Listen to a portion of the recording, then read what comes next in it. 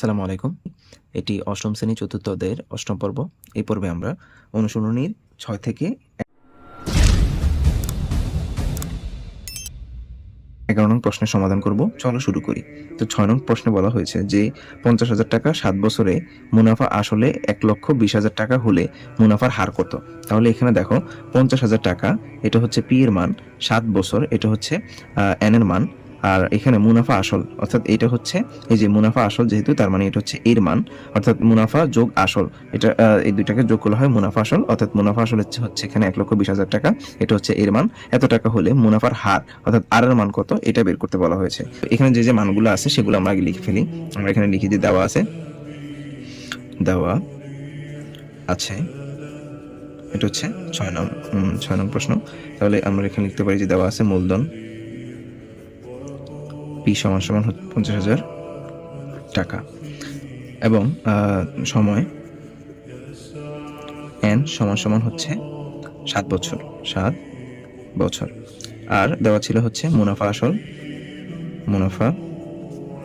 আসল এই সমান হচ্ছে মুনাফা আসল ছিল হচ্ছে ১,২০,০০০ টাকা। আমাদেরকে এখান থেকে এই তথ্যগুলো থেকে আমাদেরকে বের করতে হবে হচ্ছে মুনাফার হার অর্থাৎ আর এর মান বের করতে হবে। তাহলে এখান থেকে আমরা দুইটা ওয়েতে আর এর মান বের করতে পারি। তো একটা হচ্ছে আমরা যে মুনাফা আসলের সূত্র জানি, আমরা এখানে লিখতে পারি যে আমরা জানি মুনাফা আসল এ সমান আসল যোগ মুনাফা অর্থাৎ পি প্লাস আই, আসল যোগ মুনাফা যে সূত্র আছে এই সূত্র থেকে। তাহলে এখান থেকে আমরা লিখতে পারি এর সমান পি প্লাস আইয়ের যেহেতু মান নাই, আয়ের যে সূত্র আছে সেটা আমরা এখানে লিখে দিই, I equal to P R N. এই পি আর এন এখানে আয়ের জায়গায় বসাই দিলাম। তাহলে এখানে দেখো আমরা যেহেতু কার মান বের করব, আর এর মান বের করব, তাহলে এখান থেকে আমরা একটু ক্যালকুলেট করে নিই। তাহলে এখানে এখানে পি ওই পাশে আছে, ওই পাশ থেকে এই পাশে নিয়ে আসলে এই পাশে ছিল হচ্ছে প্লাসের, এই পাশে আসলে হবে কি মাইনাসের, তাহলে মাইনাস পি, আর এখানে থাকবে হচ্ছে পি আর এন। তাহলে এখান থেকে আমরা এই সমীকরণটা থেকে যেহেতু আর এর মান বের করবো, তাহলে আর সমান আর এর সাথে যারা আছে অর্থাৎ পি এন নিচে আসবে আর এ মাইনাস পি আসবে কি উপরে। তাহলে এবার আমরা মানগুলো বসাই দিই।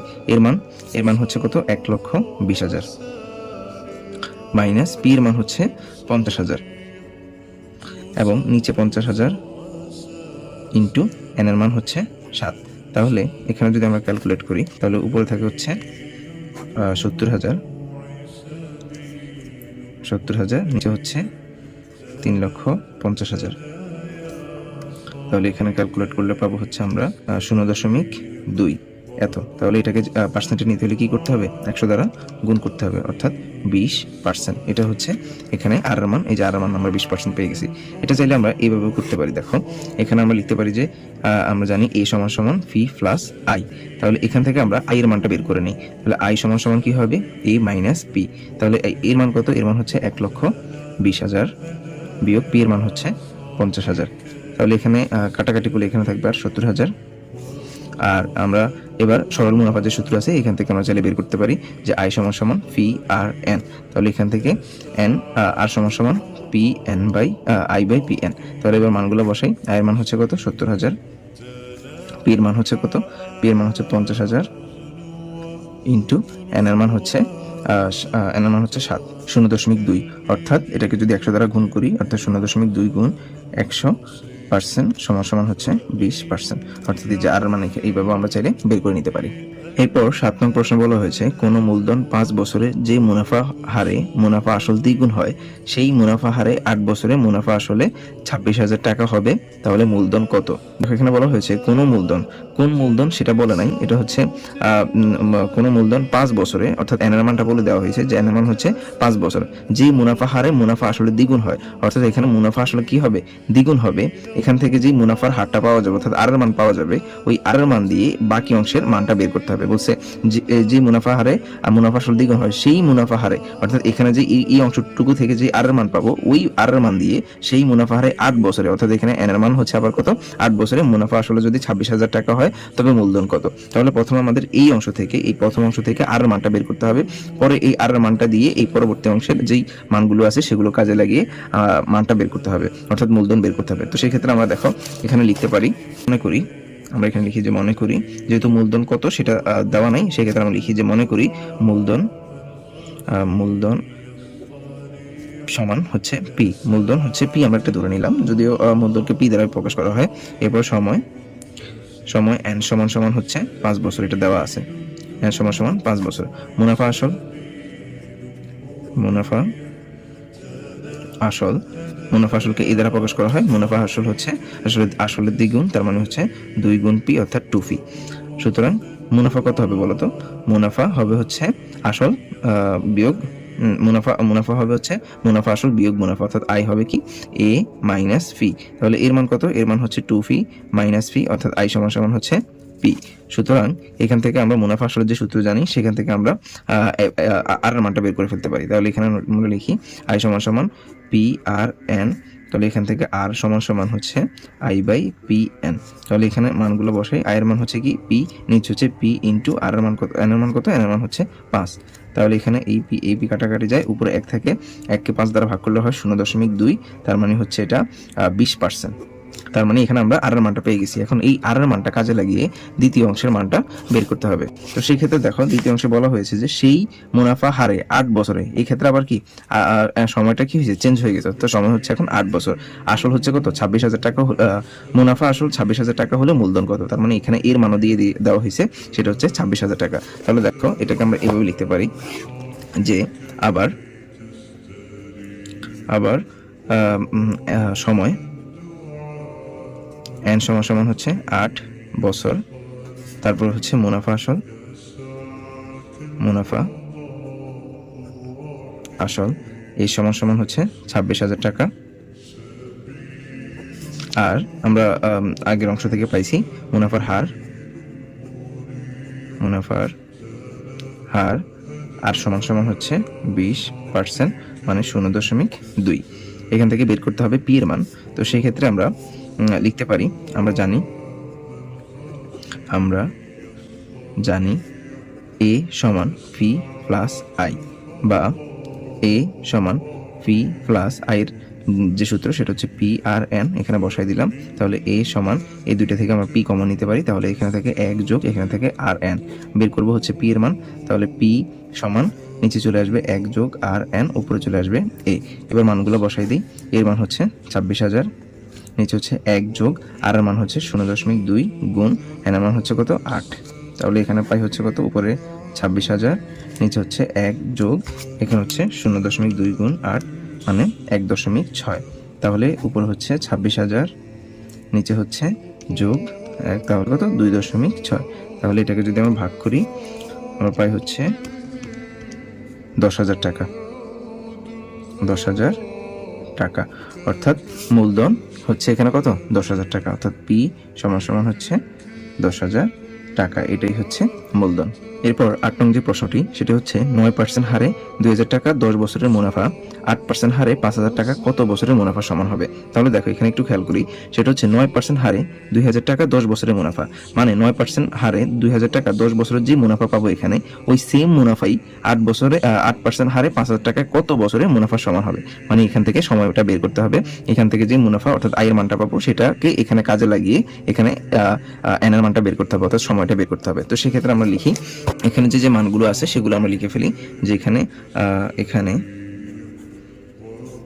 মুনাফার হার এটা হচ্ছে প্রথম ক্ষেত্রে, বা এখানে যদি আমরা একটু লিখে নিই যেটা হচ্ছে প্রথম ক্ষেত্রে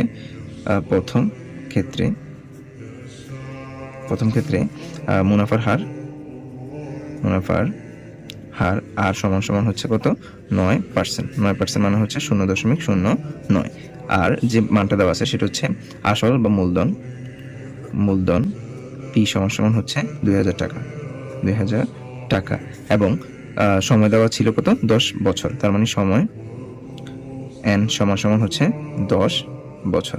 এখান থেকে আমরা বের করব হচ্ছে মুনাফা অর্থাৎ আয়ের মানটা বের করব। সুতরাং মুনাফা আই সমান সমান পি আর এন। তাহলে পি এর মান কত? পি এর মান হচ্ছে 2,000, আর এর মান হচ্ছে 0.09 আর এন এর মান হচ্ছে 10। তাহলে যদি আমরা ক্যালকুলেট করি তাহলে এখানে পাই হচ্ছে আমরা 1,800 টাকা। তাহলে প্রথম ক্ষেত্রে আমরা মুনাফা পাবো হচ্ছে কত 1,800 টাকা। এই 1,800 টাকা 8% হারে 5,000 টাকায় কত বছরে মুনাফা সমান হবে? তাহলে আমরা এখানে লিখতে পারি যে দ্বিতীয়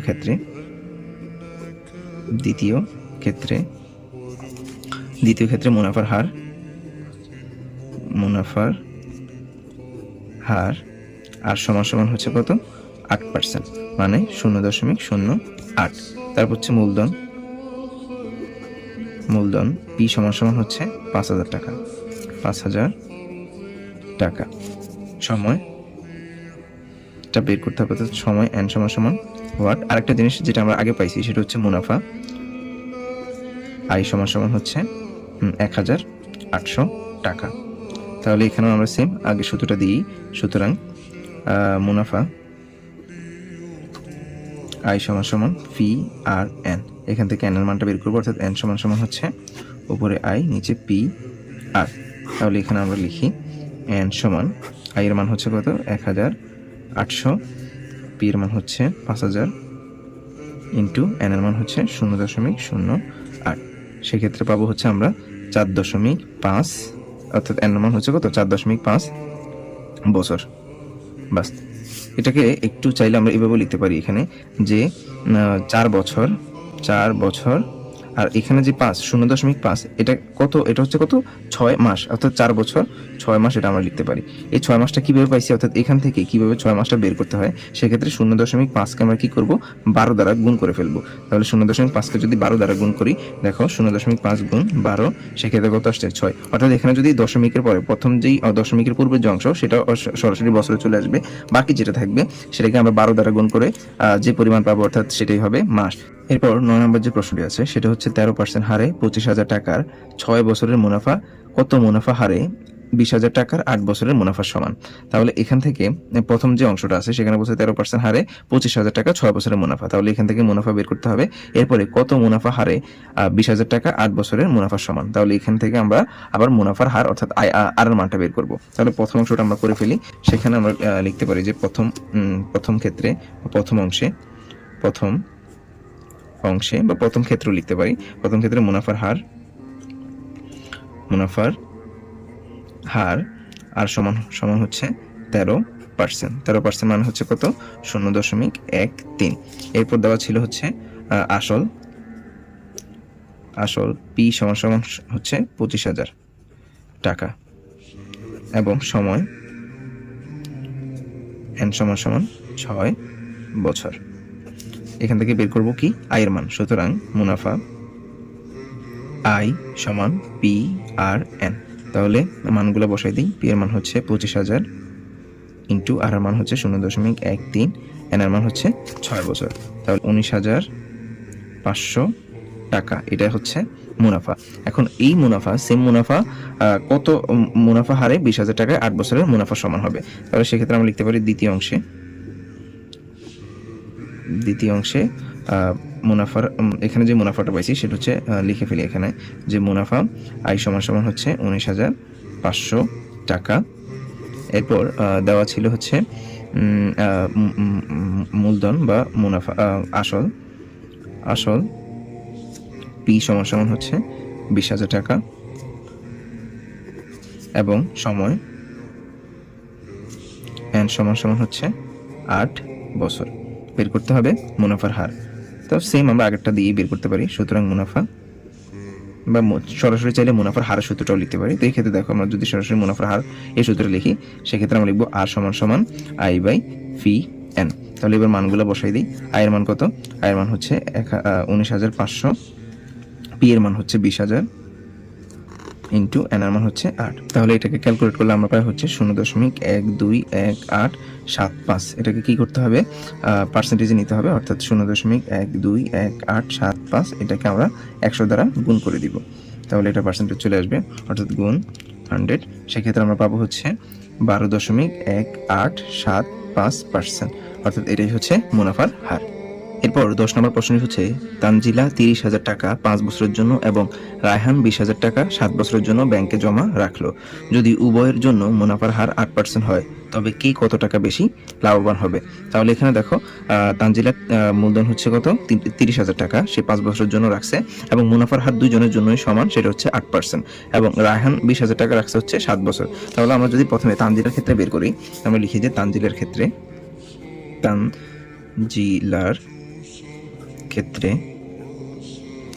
মূলধন পি সমান হচ্ছে 30,000 টাকা, তার মূলধন ছিল হচ্ছে 30,000 টাকা, সময় এন সমান হচ্ছে 5 বছর, এবং মুনাফার হার আর সমান সমান হচ্ছে 8%, অর্থাৎ 0.08। বের করতে হবে কি মুনাফা। তাহলে সুতরাং আমরা এখানে লিখি যে সুতরাং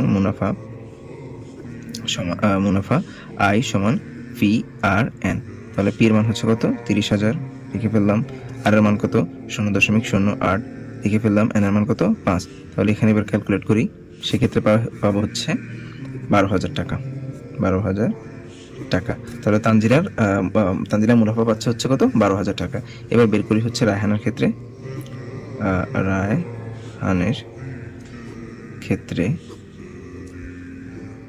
ক্ষেত্রে মূলধন কত ছিল? মূলধন পি সমান হচ্ছে 20,000 টাকা। 20,000 টাকা, সময় এন সমান হচ্ছে 7 বছর, এবং মুনাফার হার আর সমান হচ্ছে একই, সেটা ছিল কত? 8%, অর্থাৎ 0.08। বের করতে হবে মুনাফা। সুতরাং মুনাফা আই সমান পি আর এন, মানগুলো বসাই দিই। 20,000 ইন্টু 0.08 ইন্টু 7। তাহলে এটাকে যদি ক্যালকুলেট করি, এক্ষেত্রে পাই হচ্ছে 11,200 টাকা। তাহলে এখান থেকে আমরা বলতে পারি, দেখো এখানে তানজিলার মুনাফা হচ্ছে 12,000 টাকা, আর রায়হানের মুনাফা হচ্ছে 11,200 টাকা। তাহলে অবশ্যই তানজিলা লাভবান হবে। তাহলে এখানে আমরা লিখতে পারি অতএব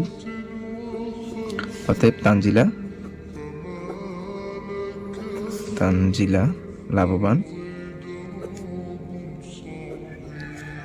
হবে। এরপর বসে লাভের পরিমাণটা লিখতে বসে। সুতরাং লাভের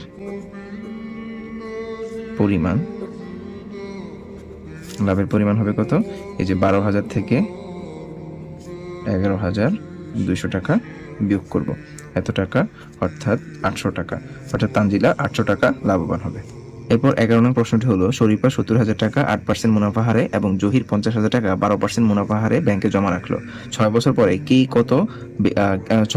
কে এবং কত বেশি লাভবান হবে? তাহলে কে লাভবান হবে এবং কত বেশি লাভবান হবে সেটা বের করতে বলা হয়েছে। অর্থাৎ আগে যে 10 নম্বরটা করছি ঠিক একইভাবে আমরা এখন 11 নম্বরটাও করে ফেলবো। তাহলে এখানে লিখি প্রথমে শরীফার ক্ষেত্রে, এটা হচ্ছে 11 নং প্রশ্ন। শরীফার ক্ষেত্রে মূলধন পি সমান হচ্ছে 70,000 টাকা। তারপর মুনাফার হার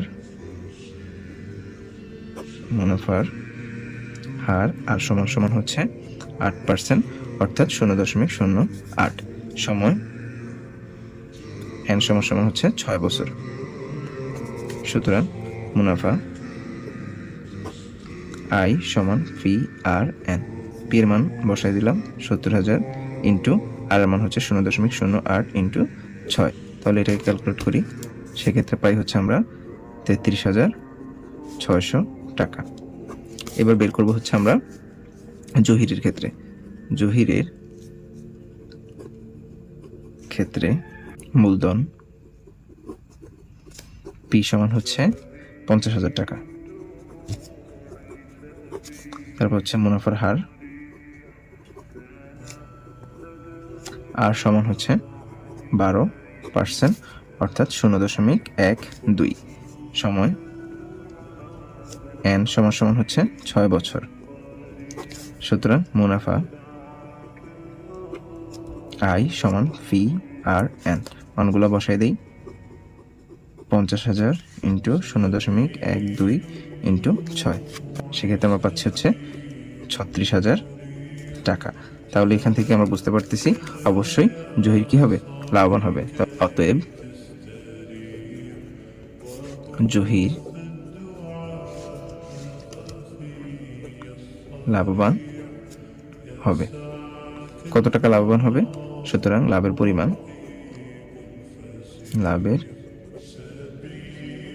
পরিমাণ হচ্ছে 36,000 বিয়োগ 33,600 টাকা, অর্থাৎ 2,000 2400 টাকা। তার মানে জহির 2400 টাকা লাভবান হবে। الدعاء الخفي الصريح يسعك الفضاء